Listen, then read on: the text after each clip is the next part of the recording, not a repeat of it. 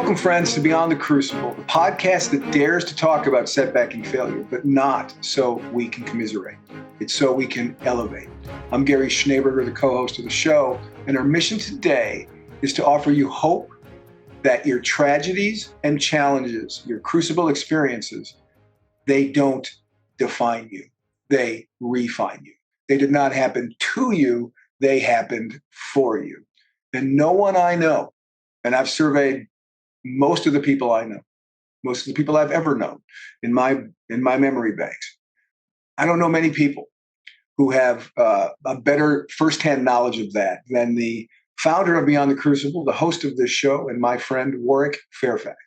Warwick, we have another interesting guest with some truly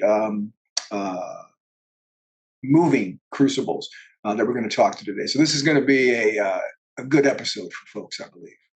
Absolutely. Very much looking forward to it. And our guest today, listener and viewer, is Teri Wellbrock.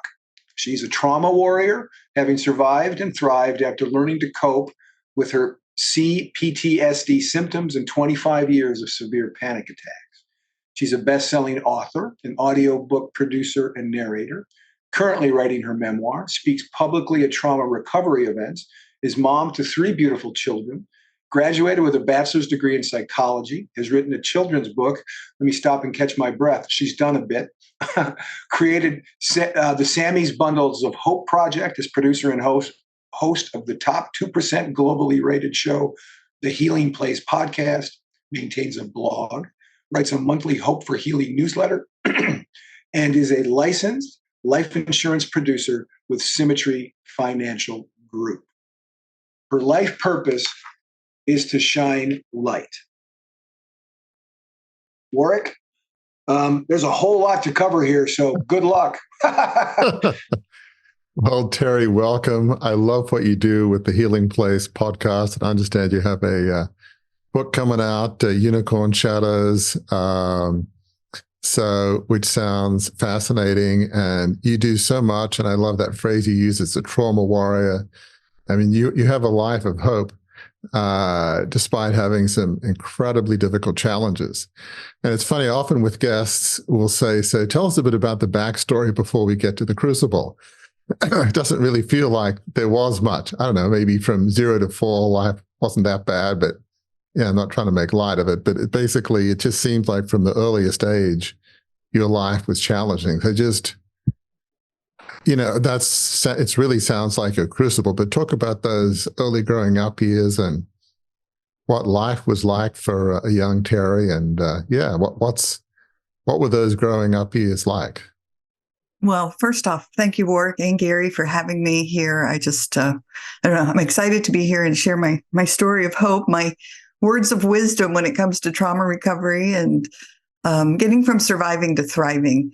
So my first, 22 years of life, were filled with such horrific trauma. And when I do presentations or join summits and all of that, I always like to share a bullet point list of those first 22 years of life so that I can start to paint the picture of what I went through. But then once I got to the happy and hope part of it and the light. So when I was 4 years old, an intoxicated parent attempted to drown me and my 1-year-old sister in a bathtub. When I was 5, I was sexually molested by a 16-year-old neighbor alongside my 5-year-old best friend from kindergarten.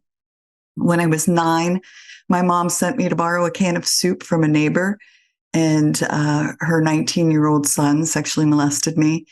When I was 10, I was repeatedly molested by my choir director. Also, during those first 10 years of life, my dad was physically abusive. But when I was 10, he sat me on his lap and said, Teri, I've been seeing a counselor, and I now realize I was taking my frustration with your mother's drinking out on you girls. It was me and my little sister. And I will never hit you again. And so that was my first taste of forgiveness with my dad and that journey that we were on. Then when I was 14, I was working in the rectory in the evenings for the priests. I grew up Catholic, and So I was answering the phones and stuffing bulletins.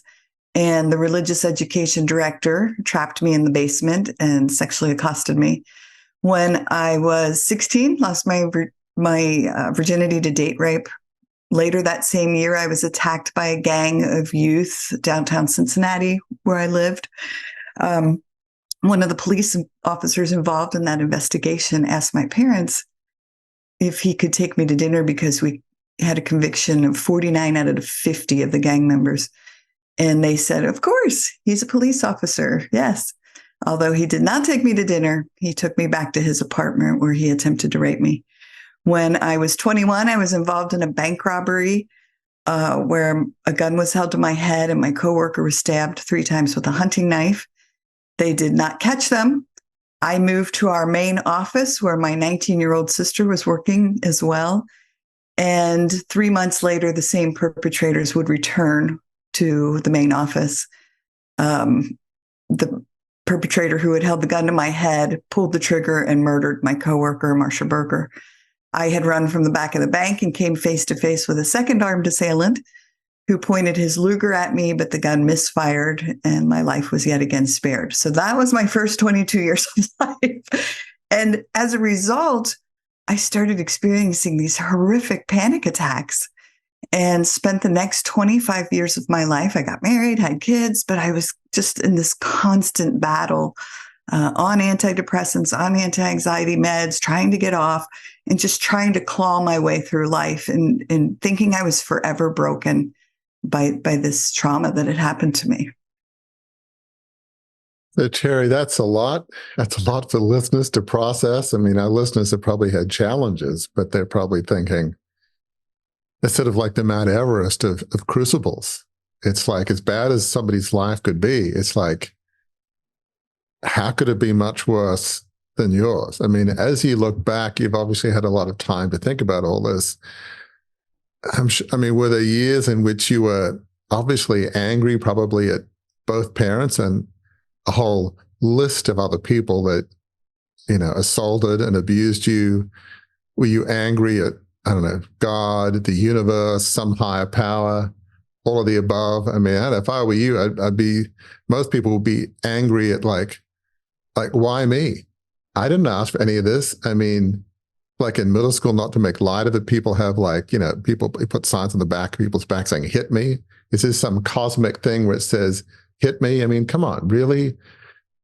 How did you process that? Because there's certainly, you would think you would be understandably angry at everybody from God, the universe, parents, slew of other people. How did you process all that? I'm so glad you brought up anger because as I finally stepped onto the healing path in 2013, so 11 years ago, anger was the thing that came up that I never allowed myself to truly experience. It was the one thing that I was really burying away. So how I responded, I discovered, was I dissociated a lot from the experiences themselves. And so I compartmentalized them. I put them into these separate boxes, if you will, and tried to shove them into a back of a dark closet and, from the cartoons, like nailed the boards across the closet and just tried to pretend like it didn't happen.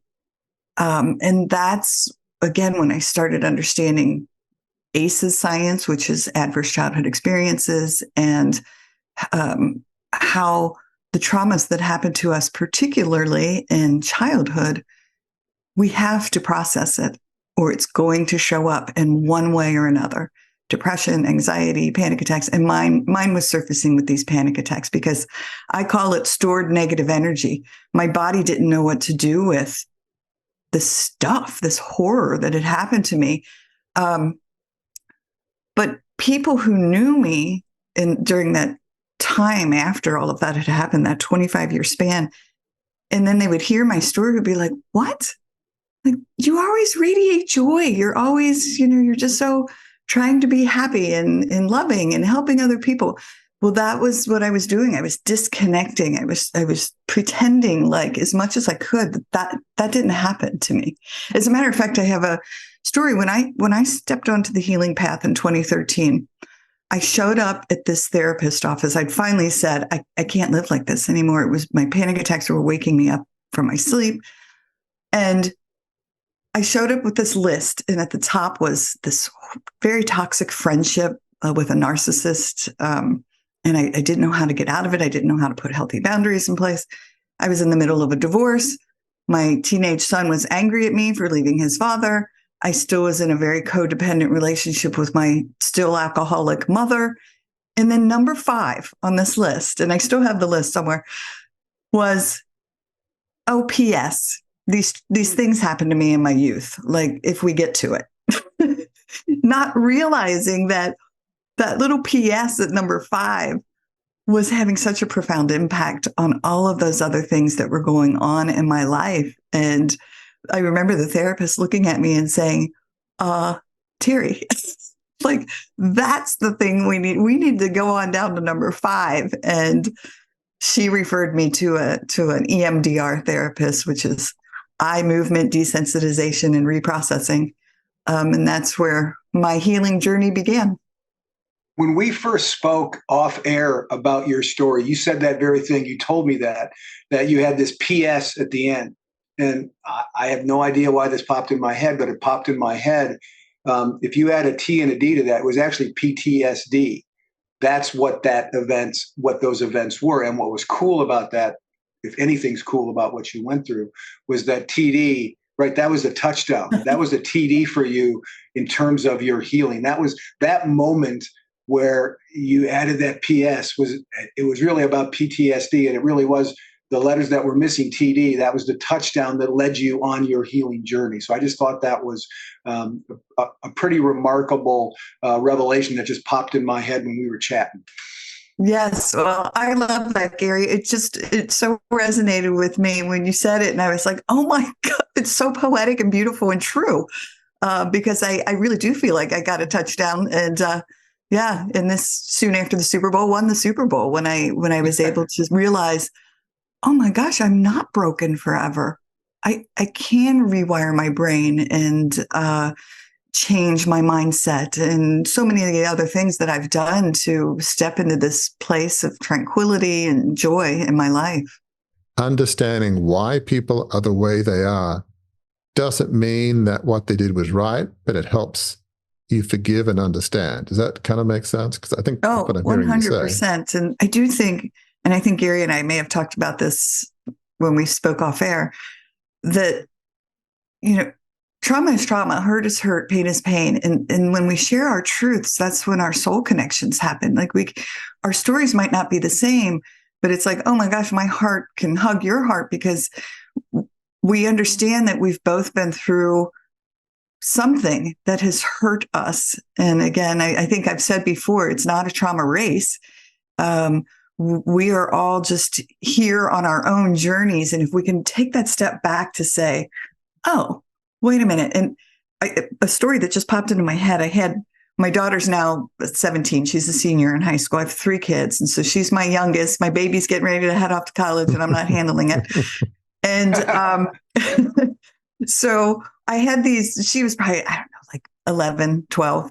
And I had this gaggle of girls in my Explorer, my SUV. And we were driving along down the road and there was a man standing on the street corner. And he was just smoking, like it was just a very nervous smoking. And he would step out in the road and then he would step back. And so it was just, you could tell he was experiencing some very manic, some sort of anxiety. There was something going on. And the girls, being 11-year-olds, were like, oh my gosh, what's wrong with him? And I said, oh, teaching moment. And I said, hey, girls, guess what? I said, we don't know his story. I said, maybe he just got a horrible phone call that his mom was in a car accident and he's trying to figure out and his car's not working or, he doesn't have access to get to the hospital. And so he's just upset and he's smoking a cigarette and he's pacing and he's trying to figure it out. And so I said, we don't understand what everyone has been through. We're all here on our own journeys. And so sometimes we just need to say, oh, maybe just say a little prayer for that person or send them some positive energy or wish them well along their journey. And so that's kind of the approach, again, when I started to heal was, oh, wait a minute. We're all on a journey. Like every single one of us has had something that has gone on. And I think the pandemic was kind of an aha moment for a lot of people because it was a global trauma event for so many people that, between lockdowns and everything else that went on, that, oh, wait, we're all hurting in some way. And so let's just be a little kinder and a little more forgiving. Yes. Indeed. Of one another. Yeah. One of the things, I don't know what your experience is, Teri, but I feel like amidst the trials I've had, there can be gifts. The pain can produce a gift. And so, for me, one of the biggest gifts I received was I'm married to my wife, Gail, will be, I guess, this May, 35 years. And, we both kind of strong-willed. We both, if we have an issue, we talk it out. And she's very grounded, has enormous common sense, and it's an unbelievable mother. To me, sort of the gold medal level, not to compare with you and everybody else are wonderful mothers, but and I'm so appreciative because my kids grew up with an incredible mother, and I'm so appreciative because I've, experienced sort of different models, different ways of being. And so it makes me appreciate her and the family I have enormously. There's not one day that I'm a person of faith. There's not one day that I don't say, thank you, God, thank you, Jesus, not one day. Now, I wouldn't say that if I grew up in a more of a normal whole background, but because I didn't, it makes me so appreciative and so appreciative that, again, not to dwell too much on my story, but for me, it was really a God moment, 35 plus years ago. And I felt this inner leading that Gail was the one. And it wasn't so much, in my normal mind, I just knew this was the right thing to do, not because of my own, whatever. Anyway, all that's to say is, sorry, long-winded way of saying, I've looked back and just, what I have now, I'm so grateful for. And I wouldn't have been as grateful without the challenges, and I don't want to say trauma because it feels like it's the wrong word in my case. Maybe it's not, but does that make sense? Like there can be it makes you more grateful for what you have. Oh, and what your kids have, because your kids obviously grew up differently than you did, Right. And no, I so resonate with what you're saying because I am that person in my friends, well, my kids particularly, they don't make fun of me, but they're just like, oh my gosh, here she goes again. I'm literally that person when I'm driving along down the road and I'll be like, oh my gosh. And everybody startles because I do a gasp and I'm like, look at the sunset. Oh, it's so beautiful. Thank you, God. It's so, and so I think because I am looking through this lens of gratitude, that I do, like, I'm not kidding. Yesterday I went outside and I was like, oh, the sun is shining. I just want to get some vitamin D. I'm just going to sit here for like 10 minutes and just absorb. And the birds are singing in our backyard. And we have a fire pit in our backyard and it had some dried branches in it. Well, all of a sudden I see this little lizard and it comes running up to the end and he's sitting on the end of the branch and he's looking at me. So I am literally going, hello, hello, hello, hello, hello. And I'm singing this really silly song to this lizard whose little head is turning back and forth. Now, our Labradoodle, Sammy, comes walking up, wasn't fazed by Sammy, but then our little schnoodle, Max, came flying up like he did. And that lizard was like Scooby-Doo running in 10 different directions. And so to me, like that was just being in the now and being in this joyous moment, singing a silly song to this little lizard because yeah, like that's what I'm so grateful for, that one, I survived all of that horror. And just as a little PS, so when we moved to Hilton Head, it was our dream. We had vacationed here 20 years and we just said, oh, we want to retire there someday. So when our daughter was transitioning into high school, we said, hey, kiddo, where do you want to go to school? The little Catholic school where some of your friends are going or the public school. We were living in Ohio. And she said, I think I want to go to Hilton Head. And we what? And she said, well, you guys want to retire and live on an island. Why can't I? And so we said, all right, let's go look at the school. We were working from home. It was mid-pandemic. So we moved here. Well, within 6 months, I got very, very, very ill very quickly. I lost 58 pounds. I had a rash covering my whole body. My throat was closing up when I'd eat food. Something was off. Saw a lot of doctors. Nobody could figure it out. By the grace of God, found a nutritionist who said, Teri, I think you might have mycotoxin poisoning from mold. You might want to check your house. And I was like, mold? Like, our house is gorgeous. It's completely rehabbed and beautiful. And she said, why did they rehab it? Well, long story short, I did a lot of research because I'm a researcher and found out the house had been condemned for toxic mold. A man had died in it. And it was in the vents. It was under the flooring. It was behind the drywall. And I was the canary in the coal mine because I had this weakened immune system from trauma and living in a state of hyperarousal. And so I was the one that discovered it. And did I cry a lot? Yes. But I also, because I'd been through so much, I said, oh, I've been through other stuff. Let me see what lesson there is to be had in this. And so I just started learning and absorbing and trying to figure out, what am I supposed to, like, what is this next step I'm taking? What is this lesson? So still on the healing journey, so much better than I was. But yeah, like, life is going to continue to throw you curveballs, but it's about shifting that mindset and having that approach that, oh, wait a minute. This is happening. Let's try to find, I call it the gifts within the chaos. That's a beautiful word. I mean, let's go back for a moment, because listeners are probably thinking, where Teri is now is like incredible. She's a wonderful family. She has meaningful work. She's contributing. It's a miracle. I mean, which it is, I would say, that the fact that you are who you are and what you're doing. But, we've talked about this a bit, but take us back to 2013. You're with the therapist. People are probably thinking, how did Teri get from where she was, which was sort of stuffing everything down and, but a bit like, lava. Every once in a while, it bursts out into a volcano. You can't keep lava down forever, especially this level of lava, if you will. How did you get from there to here, if you will? Because most listeners are thinking it's like impossible or very difficult or like some Olympic marathon, or it's like,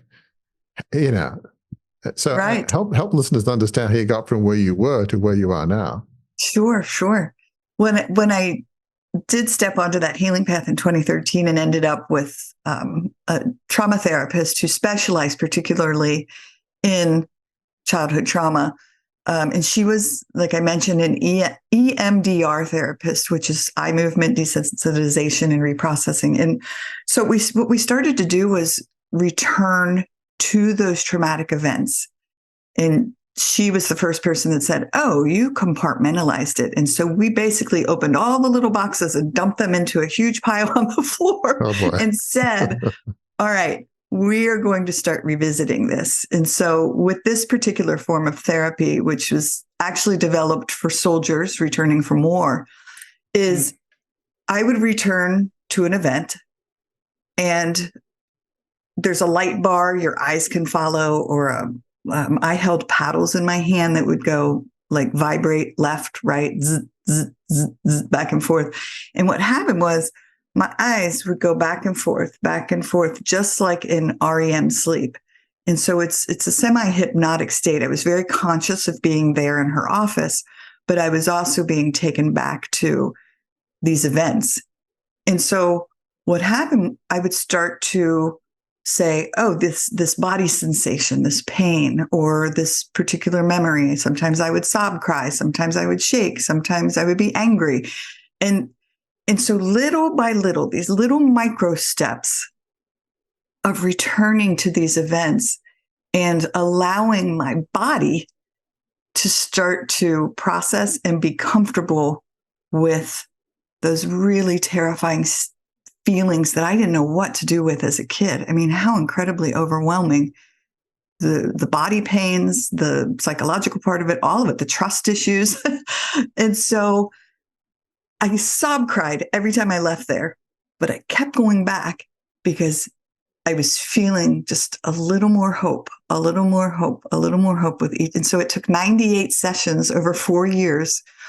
But we did it. And again, I think I told Gary, one of my aha moments was we had gone back into the second bank robbery, and I was like plastered up against the back of this house, trying to become one with it. In front of me was I-75, and with traffic and trucks and cars just flying in a busy city. To the right of me was an armed gunman who was pointing his gun at me that I didn't know was misfiring at the time. And to the left of me was the other gunman having a wild, wild shootout with police. And so I had to choose between, I don't know, death and death. Like, which direction do I run? And so I chose to run towards the gunfire because he was further away. And went back into that particular event. And for the first time, like I was sob crying, and my therapist asked, "What's going on?" I said, for the first time when we went back in and I turned my head, I was looking at it through my own eyes instead of as if I was watching a movie. And so that was the moment I realized, oh, I can be inside my body and experience this and be able to handle the emotions and all of the memories and all of it. And so very, very powerful moment to be able to say, I don't have to disconnect from this anymore. I can learn to process it. And now at the same time, I was working with kids in a mental health agency and not realizing I was helping them build coping skills toolboxes. And so we were doing yoga and we were doing art therapy and we were doing all of this different work. And I said, oh my gosh, like I need this stuff. Like little Teri is loving doing this stuff with these kids. And so I started coloring with gel pens in an adult Zen coloring book. And I started doing yoga and mindfulness and meditation and nature walks. And suddenly this combination of processing the therapy, the traumas with the therapist and doing all of this incredible, one of my guests called it complementary therapy work. And so I'd start doing this complementary stuff and, again, like the world just shifted and hope was just, shining bright. I want to jump back just for a minute to what you said about it's not a trauma race, because this is a good point to put that point back into evidence, because it's not a trauma race. That is absolutely true. It's also not impossible, or you don't have to have the kind of trauma that you experience, right, in order to come back from it. I want listeners who might be feeling like, okay, the host of the show lost $2.25 billion, and the guest went through these just unspeakable things from the time she was 4 until the time she was in her 20s. That doesn't apply to me. It's not a trauma race is true, and it's not coming back from that, embracing the lessons there. What we say all the time, it didn't happen to me, it happened for me. That's what you did. That's what Warwick did. And that's what listeners and viewers can do as well, regardless of what their crucibles might be, right? This is not, part of it not being a trauma race means you can bounce back from even what, quote unquote, lower level crucibles, right? It's the processes, how you move beyond your crucible have a lot of similarities, don't they? Oh, Gary, I'm so glad you brought that up because it's really true. One of my dear friends who I met through my show was writing her book about addiction because she had food, alcohol, and drug addiction, and she had made her way through it. And she didn't realize for such a long time that she didn't have sexual abuse or physical abuse or any of this, but what she had was neglect by parents who, for whatever reasons, just didn't give her the attention, the love, whatever it is, the guidance that she needed. And so for her, like she always felt like, well, I didn't have trauma, so I can't be on this like same journey of healing. Oh, well, neglect is a big part of it. Like if you didn't have that. So there's so many things, and they'll label it big T and little T, like little traumas. But I say it all the time. Trauma is trauma. Pain is pain. Heartache is heartache. It's not the level. And so, yes, I agree wholeheartedly with what you just said, Gary, that no matter what you've been through, don't put a label on it. Don't put a label on it. If it's causing you pain and heartache, then you are so worthy of healing. You're so worthy of reaching this place of light and joy and tranquility. Yes, you're going to have to go back and continue to work. It's a lifelong learning lesson. Always, life is. But yeah. Thank you. Boy, that is so profound. I mean, it just reminds me of we had a guest very early on our podcast, David Charbonnet, who was a Navy SEAL that was injured, was paralyzed in a parachuting accident in Southern California. And his dad was a Navy SEAL. And I remember saying at the time, gosh, what I went through, the whole losing 150-year-old family business, it's nothing compared to your crucible. And he said to me, you know what, Warwick, your worst day is your worst day. It's not a competition. It's really saying the same thing that you're saying. I remember thinking that was so generous and it was such a gift. And other people have said that since, who had all sorts of crucibles. So that's so true. As you look back when you were almost putting the pieces together and realized I can be within my own body, I can not disassociate, I can experience the trauma, not all at once, but, a little bit bite sizes at a time, and get through it and be whole. Did you feel like this is what it means to be more of a whole person rather than two individuals in the same body? Or I don't know, did you sort of feel like this is what it means to be, I don't want to say not whole as if there's nothing, not that nothing happened, but as a whole person feeling everything that you are within your body, if that makes some degree of sense? Oh, for sure. No, I think, when we can come together holistically on a body, mind, soul level, that's how we're meant to be. Like, that's how humans are meant to exist. We're supposed to be in the moment, right here, and having a spiritual moment with God when we see that sunset or that lizard on the branch. And being physically like, oh, the sun feels so good, and I'm singing a song to this little lizard, and it's just, again, like, if we can just learn to live here, we're whole, and it's a beautiful place to be. I mean, I guess that's such a great point, because that's what we're all trying to get to, is to just be whole and live holistically. In this gift of this moment that we're in. I want to shift a bit to what you do now, but before I do, one of the things that my own journey of, I don't know if the word is recovery and healing. I guess I almost feel embarrassed talking about it because, I didn't have an ideal upbringing, but, it wasn't, this kind of physical abuse or anything. But I remember there's the journey of self-acceptance, because I did feel, I don't say broken, but kind of. And, I can be fearful. I have my own idiosyncrasies, and I'm self-aware enough to know that those have come because of the, things that I've been through. And, to most people, I seem, pretty normal and whatever that means. And it wouldn't be that obvious, functional. I do a lot of things. I get stuff done. I don't sit around and moan or mope. But, my wife, Gail, and I, obviously we talk about that, and she accepts me for who I am, and she knows some of my idiosyncrasies and fears because of what I went through. And so I have to accept that as like, okay, there are sometimes lifelong consequences. Like if you have a physical illness, there can be lifelong consequences. Well, the same of, trauma. Again, I almost hesitate to use that word, at least for myself, but I don't know if that makes sense. I mean, obviously you hope you can find a loved one that accepts you for who you are, sort of idiosyncrasies and all, let me put it that way. but just the journey of your own self-acceptance to say, it's like, you can be say, if I hadn't been through X, I wouldn't have these idiosyncrasies. Like in your case, you talk about panic attacks. So if you go through that journey of self-acceptance, it's like, okay, some of the ways I am are because of what I went through, but that's okay.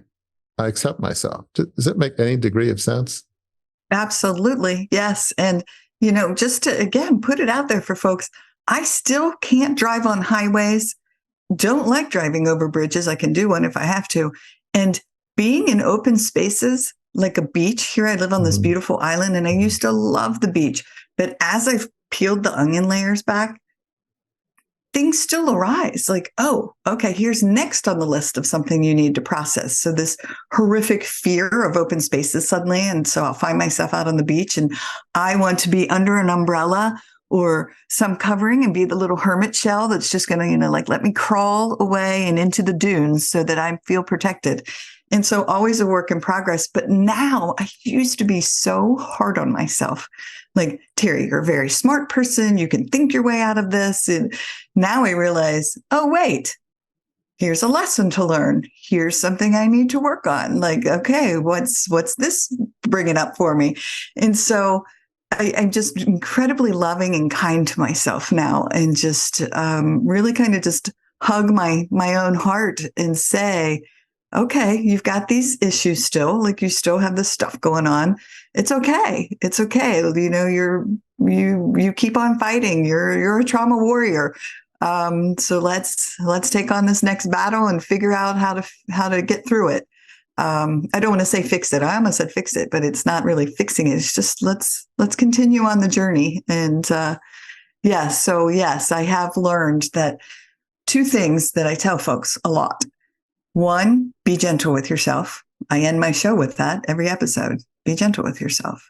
And that's a huge part of it, is just being nice and loving and kind to yourself on a whole level. And then just notice. And that was another big part of what I had learned was, what's coming up? Why am I feeling this anger? Why am I feeling this sadness? Why am I, whatever it is? Like, let's just sit with it for a minute and ask, what are you trying to tell me? What's going on? So did that answer your question?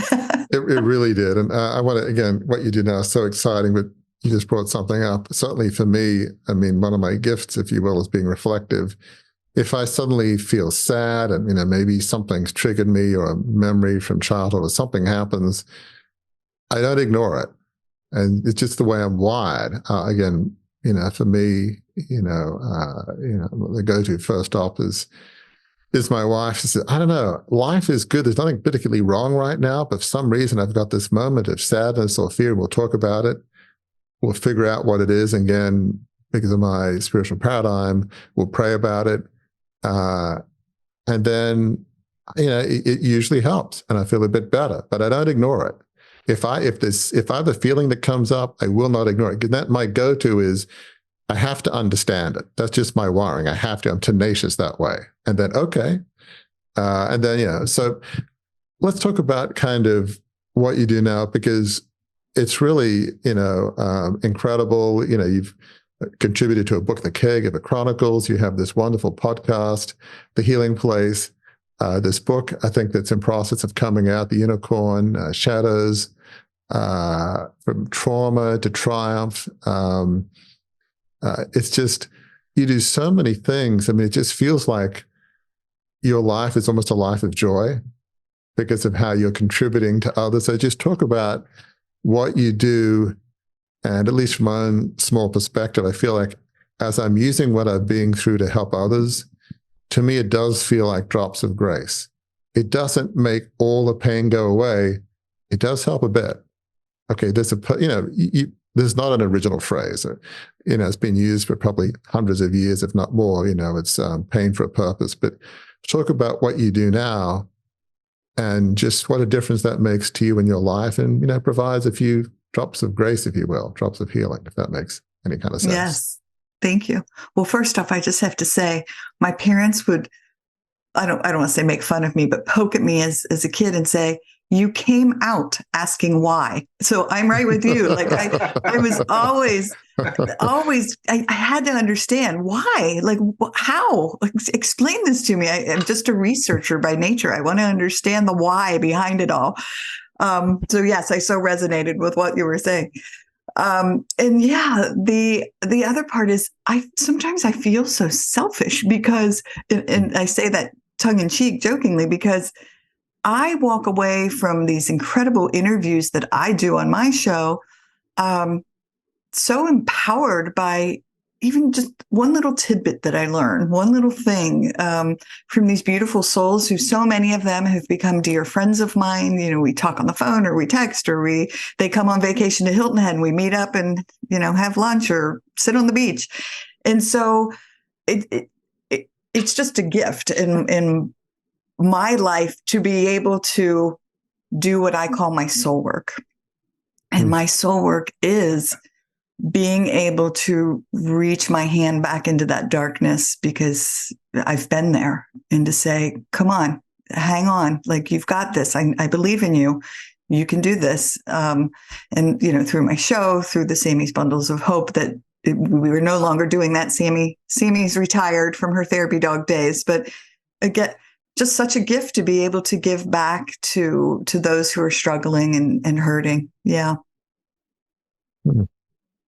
And it probably fills your life with joy. And I love what you say about learning from folks, and just obviously you've been doing this for a lot of years now with your Healing Place podcast. But yeah, I've learned and grown a lot too. I mean, like you, I'm a very curious person. I love learning. I love growing. And yeah, I mean, I know you have probably more stories than we do, but one story I'm reminded of is a woman who grew up in the suburbs of Sydney, and she became paralyzed when she dove into an above-ground pool. You know, as a teenager, your parents always say, don't do it, and you just ignore it because you think you're bulletproof. And she went through, as you would expect, suicidal ideation and substance abuse. But now she, you know, talks and consults and helps people. And she said to me, you know, what I went through was a gift. And it's like, what? She doesn't mean that anybody would want to be, you know, diagnosed as a quadriplegic. But her truth, if you will, is that she didn't take life that seriously. As a teenager, she was athletic. And I don't know whether it's right or wrong, but it's her perspective, is that the person she is now wouldn't have been possible without the physical trauma she went through. And I'm sure you have those episodes where somebody says something, it's like, what does that mean? What does that mean? And I began to change my perspective in that, you know, with my somewhat unhealthy family upbringing, certainly the whole family expectations, you know, you have no choice in life, you got to get in the family business. I began to view all that as a gift. And because, again, you can't compare trauma, as you say, but it gives you a degree of empathy, understanding, compassion, non-judgmentalness, hopefully. Yeah, so I'm resonating with you to have guests on the podcast and just friends you meet. There's the ability to learn so much. It makes you a better person, if that makes sense. Oh, yes, absolutely. And again, I had a thought I was thinking, but it flew out of my head. So I call it menopause brain. Well, this is a good time for me to say then that probably the sound that made you forget what you were going to say, was the captain turning on the fasten seatbelt sign, indicating that we've begun our descent to land the plane on our program. We're not there yet. Warwick will have a couple more questions, I'm sure, for you. But before we go any further, Teri, I would be remiss with all of the things that you've talked about, both your experience with your crucibles, but also what you do now. I'd be remiss if I didn't give you the chance to talk about how people can find out more about you on the World Wide Web. Oh, thank you. Yes, the best place is to go to teriwellbrock.com, and it's TERI, just one R, WELLBROCK. I'm sure there'll be links and show notes, but yep. Yeah, that has gosh, my book that just was released at #1, The Caregiver Chronicles, in 3 categories on Amazon: aging parents and adults, I can't remember the other ones, elder care, and another one. So very exciting. And so, you can find out about my writing and any summits or podcasts and shows I've been on. I'll put this one on here. Out there, and then my own show, and then I always, I say this is my so work, but then I have the pay the bills work. So there's a request a quote page out there for my work in the insurance arena. So thank you. So, Teri, there's so much that you write that I love. I mean, you just have a way with words. You have on your website, I am a best friend. You are stronger than you think you are. Learn to be your own hero. I mean, the people who've been through what you've been through, and me on a much, much, much smaller scale. It's hard to think of yourself as your own hero. As I would reflect, sometimes when things go wrong, you blame other people. My default psychosis, if you will, is if there's a problem in the world, it's my fault. So like in my book, Crucible Leadership, Embrace Your Trust, Lead a Life of Significance, I don't talk about other family members and some of their things they did that maybe weren't helpful. But I talk about my own, failures and stupid decisions. So the idea that, learn to be your own hero, that is very counter psychological, if you will, for me. But I love the phrase. I love your book that's coming out, Unicorn Shadows. And I love what you say kind of at the end is, yes, I have a history of severe panic attacks, depression, anxiety, suicidal ideation, PTSD. But then it says, where is it? It's that, that you're at peace. You're a happy person. I mean, that is just remarkable, to be at peace and a happy person after you've gone through. And I love what you say, your mission is to help others do the same. I mean, it would seem to be impossible. It would seem to be a miracle, So I guess as we close, there may be some people listening, and today could be their worst day. Maybe they feel like they're in the bottom of the pit. We had one guest when we talked about this and said, I was in a pit that was so deep. It was a bottomless pit. There was always more room to go down. It's like to infinity, if you will. So maybe today is a bad day. What are some steps? How can they get out of that pit? Because they might say, I can never be Teri. I mean, she is so happy, and I only went through half of what she went through, but I'm just not good enough, strong enough. I just can't be a Teri, that she's so happy and joyful and loves and contributes to others. What would you say to that person who maybe today is their worst day and might think, I could never be Teri, because she's like Olympic level of happiness and gratitude and well-being, and I'm just not as good. What would you say to that person? My gut response, and I'm going very guttural here. Faith was a huge component for me. And I only say that, and I'm not saying religion, I'm not saying believe what I believe in, but whether it's faith in yourself, faith in a tree, faith in God, angels, whatever, a higher power, universe, whatever you want to call it. To me, it was just such an anchor to hold on to, because I just kept reminding myself that I made it through, and I can keep making it through no matter what comes at me. And it wasn't, remind God, this is not a challenge when I say, no matter what you throw at me, I can make it. So don't take it that way. But yeah, like that's one component of it. And I'm going to share another quick story. When I was so sick, and I thought I was dying, because I was just so sick. I couldn't eat anything, and it was just horrible. And I took my chair, just me, went up to our little end of the north end of the island here on the Port Royal Sound, and there's a little beach area, and nobody was there, and it was the middle of summer, and I was like, what is happening? Like, did I miss the orange cones, making everybody stay out, and I didn't pay attention and came in? So me in my chair, and I said, I just prayed in a very meditative state and was like, please give me a sign that I am on the right path, that I am doing what I'm supposed to do, that I'm going to make it through this, that I'm going to heal. Like, I just need a sign. And my eyes were closed, and I said, if you could please just send me some dolphin of hope, that would just be really great. Like, some dolphin of hope. And I said, all right, dolphin, I'm ready for you. And I opened my eyes, and I'm not kidding, I still get goosebumps. What appeared to be 20, it was probably only 4, because you know how they came up, dolphin fin, and came out of the water right in front of me. And I just, like, my whole body was shaking. I was sob crying, and I was like, holy moly, like, what? It just happened.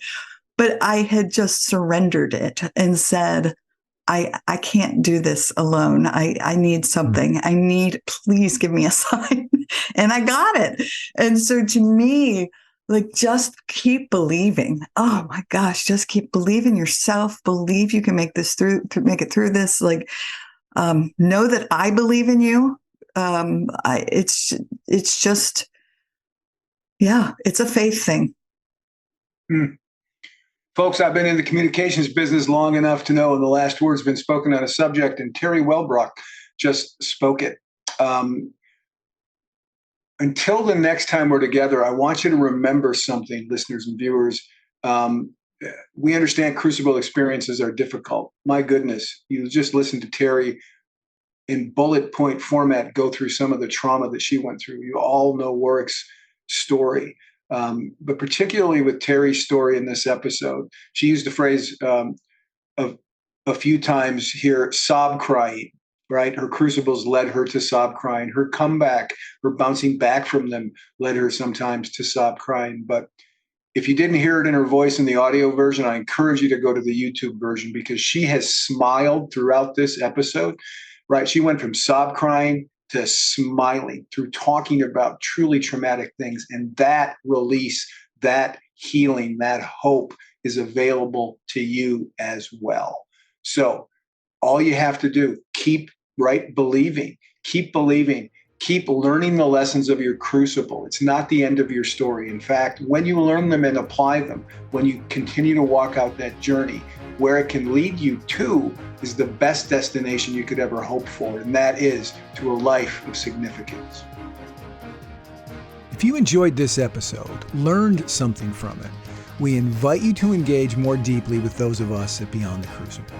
Visit our website, beyondthecrucible.com, to explore a plethora of offerings to help you transform what's been broken into breakthrough. A great place to start? Our free online assessment, which will help you pinpoint where you are on your journey beyond your crucible and to chart a course forward. See you next week.